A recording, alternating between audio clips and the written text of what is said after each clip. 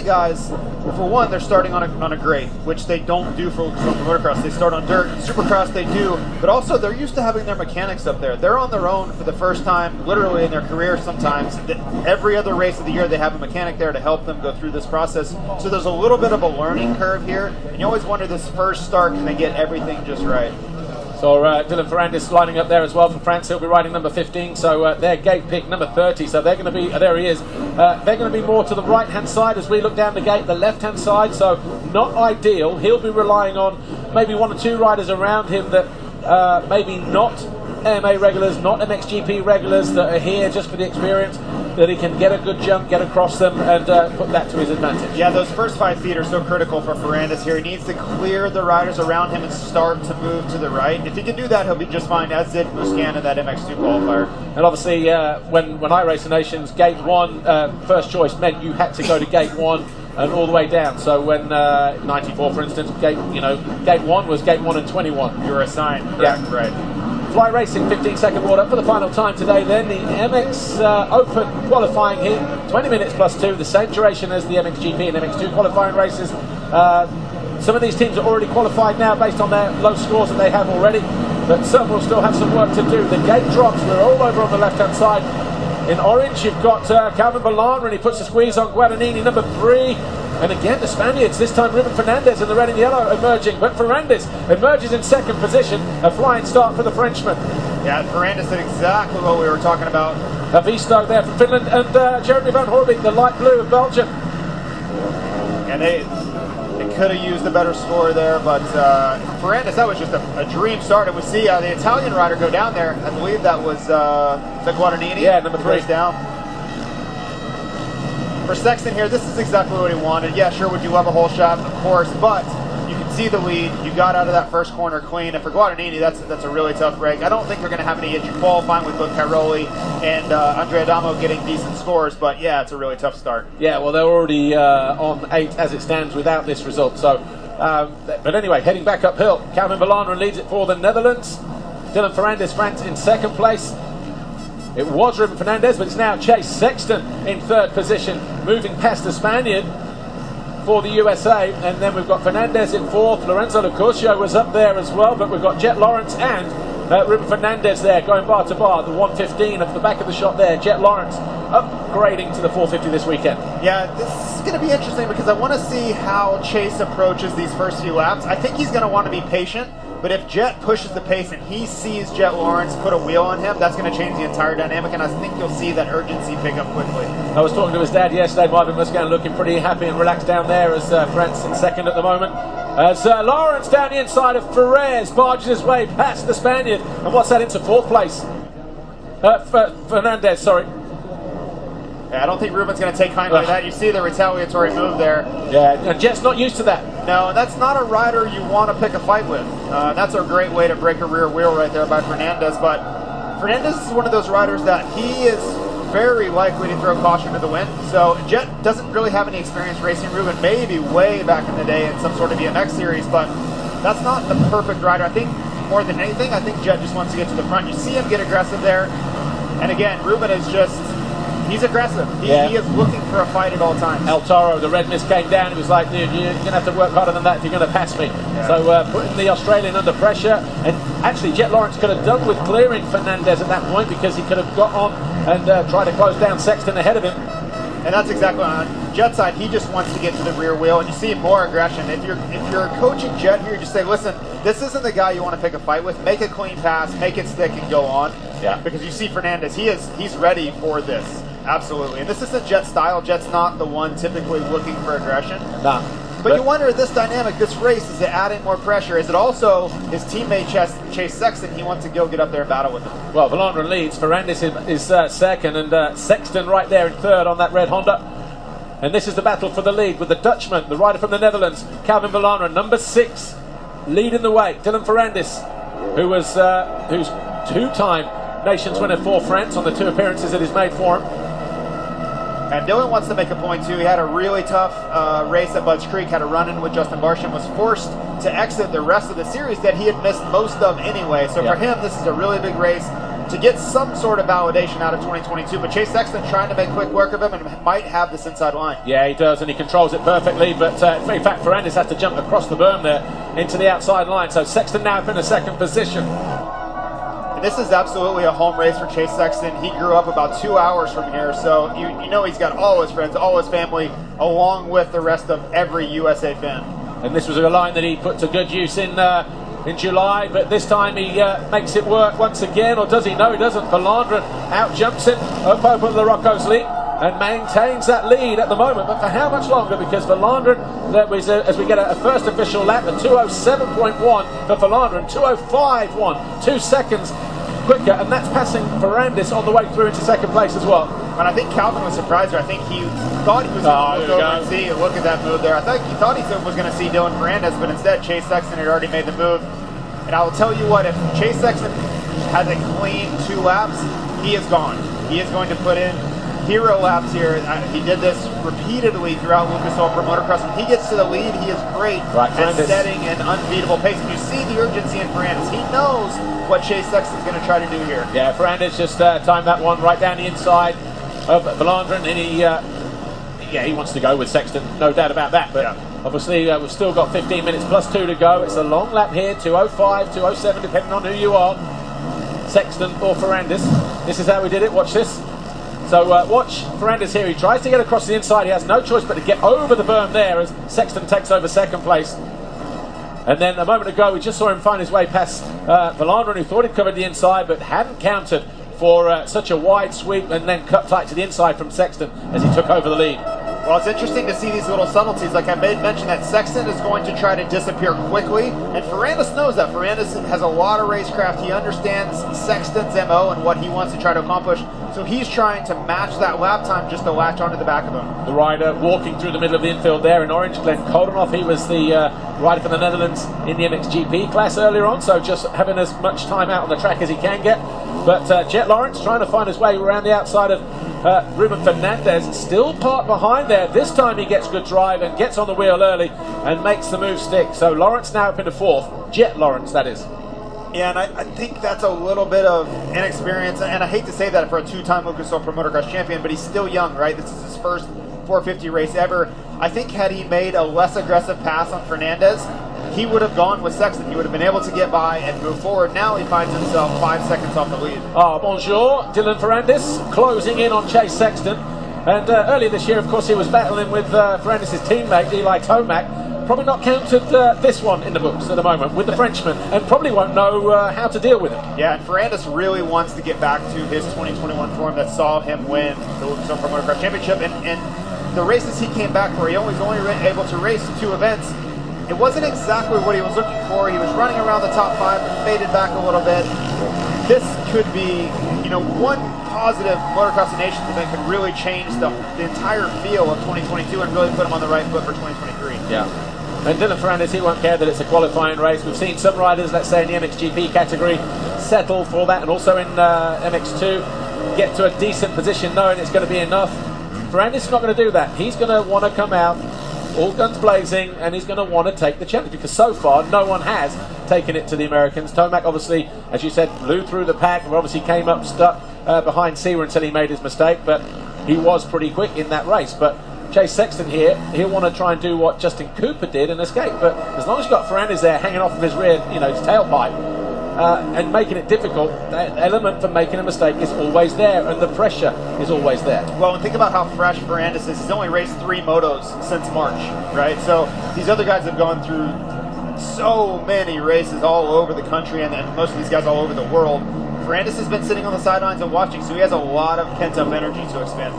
Right, Jet Lawrence closing in on Calvin Verlandren, and this is for 3rd position, but a lap ago, this was him going around the outside of Ruben Fernandez to move into that 4th place. See, Fernandez is going to make a little mistake on the inside, pushes the berm a little deep and loses all his momentum, and Jet makes an easy pass around the outside.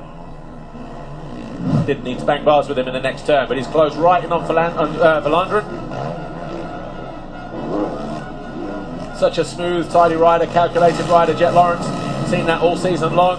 The odd mistake here and there, and obviously the odd DNF because of no fault of his own, but obviously the unknown, one of the unknowns coming into this particular Motocross of Nations because of the fact that he's riding a 250, now upgraded to the 450, and people thinking, wise move or not, but you'd rather have both the Lawrence brothers out there, you know, in such good form. Well, and I think he accomplished the goal, right? He went back-to-back Lucas Oil Motocross titles, and he's such a calculated rider. To me, he has the perfect 450 riding style, a la Ken Roxon, where low RPM, they're a thinking man's rider that makes smart decisions, and I think he's going to be fantastic once he gets used to this bigger bike. You just saw the leaders go through there, Sexton and Ferrandis. That gap now 2.1 seconds as Sexton just set the fastest lap of the race, 2:03.4 compared to a 2:04.8, so a 1.4 second gain that time round by Sexton over Ferrandis. And Lawrence now coming up, coming sort of stuck back onto that brick wall, if you like, with Valandrin just closing him down in that third place. He had it for a couple of laps behind Fernandez. He's now got the same problem with Calvin Valandrin. Yeah, and I would expect a quick move here. I think once they go through Talladega, he's going to try to get aggressive here.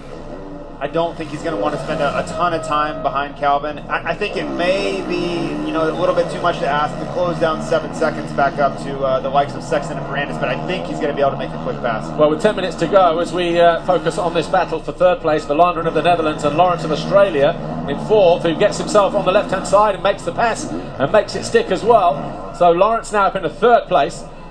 USA on 2 points, actually, because obviously a win from Sexton, if he stays there, he's leading the race at the moment. A win from Cooper, that is the maximum possible score. So they're on 2, France on 5, Australia on 6, but they also now jump down to 5 because of that pass that Lawrence has put on Valandrin. And I was watching some of Jet's lines. It's typical of him to be an innovator with the track. He went from the inside to the outside in those sand rollers. It's really no one else is doing that, and he's kind of doubling through them, which isn't really the fastest, but it's just so smooth. And how Jet can utilize the power of 450, and I think we're going to see more of that as he transitions into this class. So Dylan Ferrandis has got that gap down to 1.3, so all of a sudden responding, does not want to let Sexton out of his sights. Yeah, this is an impressive kind of answer by Ferrandis. Sexton made quick work. It looked like he was going to try to check out, and Ferrandis said, not so fast. And I think he's just kind of watching Sexton and doing what he's doing, which is typical for Ferrandis. He's very, very smart on the motorcycle, and I think he's just trying to learn the pace of Sexton. Yeah, we'll see on the sectors who's doing what, because 14.9, so pretty much identical in Sector 1, same in Sector 2 this time around. But Dylan Ferrandis, another rider, the Frenchman, very, very cute with his lines, same as Marvin Musquin, as we've seen in the past. There aren't too many riders that can read a racetrack like those guys. So it'll be interesting to see when, and Jason Wygant, the announcer for Motocross, wanted to turn the danger zone for Ferrandis, and he would wait. He would sit right back here just like he's doing and wait and wait and wait. And then when he found his moment with a couple minutes to go, he would make a move. So I don't know if we're going to see that. He's had a lot of time off, so I don't know if he's in that same fitness zone that he was in. But this is typical Ferrandis, where he'll wait, find a weakness, find a line he can exploit, and absolutely make that strike move towards the end of the race. Yeah, I think Ferrandis' intention here is just to push him into trying making the mistake to make his own pass for the lead.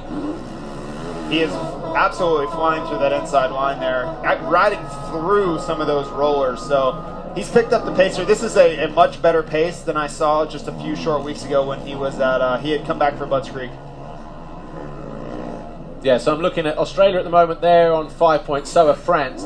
But it will go on the second result, because obviously you throw away your worst score, and it might be because of the worst score that you've thrown away as well, because Australia throwing away a 4th, but they have a 2-3, and then France with a 3-2 throwing away a 7th. So I think it's the score that you throw away worth just looking at that. So that could be a crucial factor if we finish on a tie at the end of tomorrow afternoon, Sunday, after 3 races. Yeah, there's so much math that needs to be done on Sunday afternoon, and for now, none of those, they're not thinking about any of that. Ferrandis, to me, wants to win this race for himself. This is about going out and beating Chase Sexton, who was in the title fight. And remember, Ferrandis had to hand over that #1 plate that he had won in 2021. So yes, it's Motocross of Nations, but there's a lot more going on. There's a race within a race for 450 domination, because again, these guys will face each other next summer for the Lucas Oil Motocross Championship again. Ferrandis didn't race here in the summer, did he? He missed Yeah. He missed most of the season, came back for Unadilla. Front end was a bit high there at the top of the hill for Ferrandis. Got a 410 at Unadilla, and then we expected him to continually improve, and crescendo at this event gets into a run-in with Justin Barcia, but Streak had to sit out the rest of the season. But he has just set the fastest lap of the race a few corners ago, Dylan Ferrandis, by only 1/10, but you know, it's that mental game again, a 2:03.4 compared to a 2:03.5 when you look at the lap chart. And Lawrence keeping a similar pace, 2:03.6, he's there in third, but those laps parked behind Valandrin and Fernandez before that means the gap between him in third and Ferrandis in second is about 9.4 seconds as it stands right now. But I kind of wondered, what would the time off, because he was forced to take more time off after Bud Streak after sitting out all the season. I wondered what that would do. Would that help him? Would it allow him more time to practice, to prepare, or would he actually revert back and be worse than I saw him? This is much better. He looks more aggressive, he looks more confident, and this is doing a lot for him mentally, in my opinion, because I think he had to ask questions of himself, would he be able to go Sexton's pace? Really hadn't seen much racing action, and this is proving it. I think we're going to see a really strong Team France because of Dylan Ferrandis tomorrow.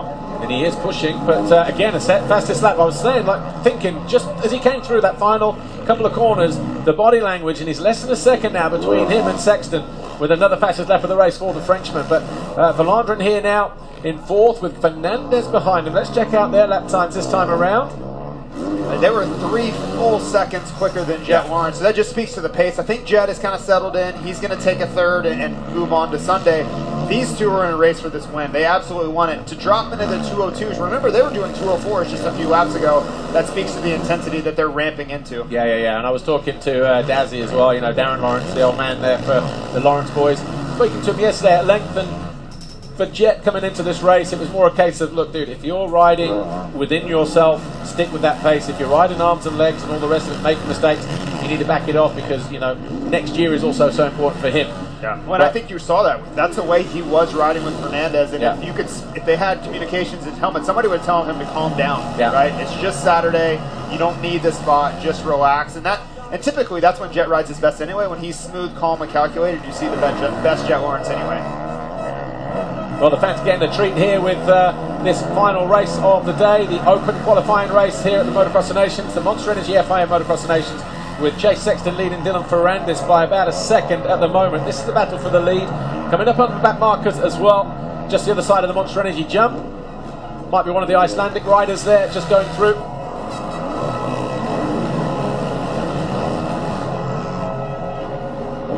Pretty much even Steven through the waves, but then a little bit too quick into that turn for Dylan Ferrandis. Well, and Chase, this is a lot more pressure than Chase would like. He's having to push the pace much more than I think he believed he would. When he got to the front so quickly, I think he was...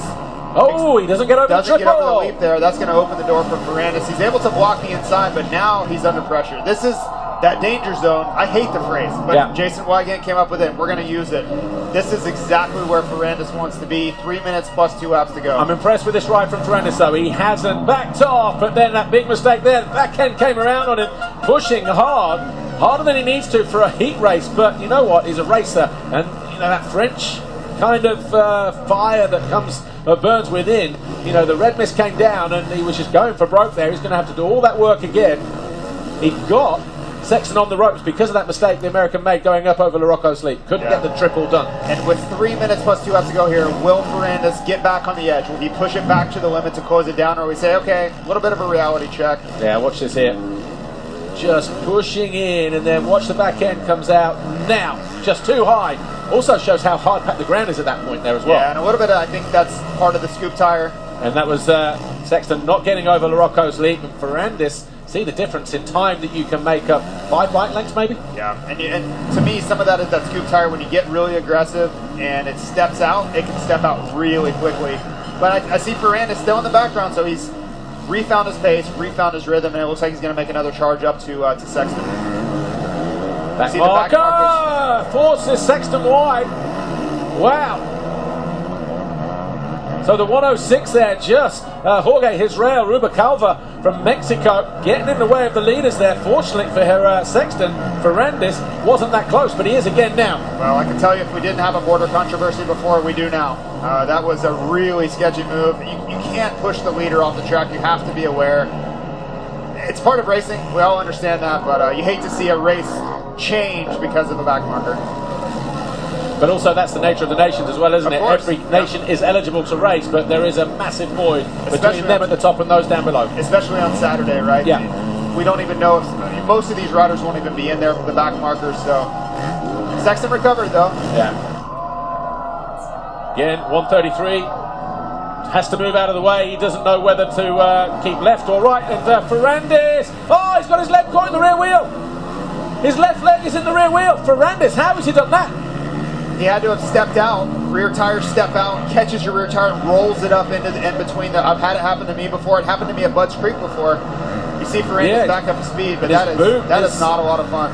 No, and has that allowed Lawrence? No, because it was about 15, 16 seconds down. But, well, that's it. That's going to gift it to Sexton. But lost it. Well, it doesn't matter whether it's 8 seconds or 18 seconds. It's cost him the shot of going for the win in this race. And just sort of unnerving the Americans, let's say, because of their dominance so far. I've only had one time in my life, and the rear steps out, you get completely sideways, and you bring your foot off basically to anchor, and it gets caught up in the rear tire and dragged into that gap between the fender and the rear wheel. And I came to a complete stop. Luckily for Ferrandis, he was able to keep going, but tense moments here for Team France. Yeah. And obviously back markers just getting in the way again. But Ferrandis comes through, so that one was Noel Zanox. Well, he's riding for the FIM Europe team, I think, Noel Zanox. But Ferrandis, there was a moment, there was the 133, Ilay Ben Dahan of Israel that was in the racing line as Sexton came through in the final turn, and Ferrandis, and if we do have a replay of that from the other side, we have something from the drone. Watch this here. So Ferrandis now, all by himself. Oh, he touched the bank and then he cut back. So rider error, just arguing with the bank there. He probably couldn't believe what was happening. That is such a freak accident. That never happened. Never. I'm sure that's probably never happened to him. And on this stage to happen in the middle of a race, at least it's Saturday, but I bet he can't. He'll be talking about that for months, how that happened. So 2 to go as Sexton hits the line this time around at the end of lap 9. And he has a clear track ahead of him around about 9 seconds now. Ferrandis about 8-9 seconds clear of Jet Lawrence, with Fernandez 4th, Valandren there in 5th place. But let me just give you the... So as it stands right now then, USA will top the qualifying with a win from Justin Cooper and a win here from the 103. Oh, Fernandez down in 29th place, and Spain obviously slipping down the leaderboard. In fact, no, they'll be right. So anyway, USA on 2, Australia on 5, France 5, Spain on 8. Or they were on 8. Oh yeah, that's different Fernandez, that's right. Yeah, so Ruben's still in 4th.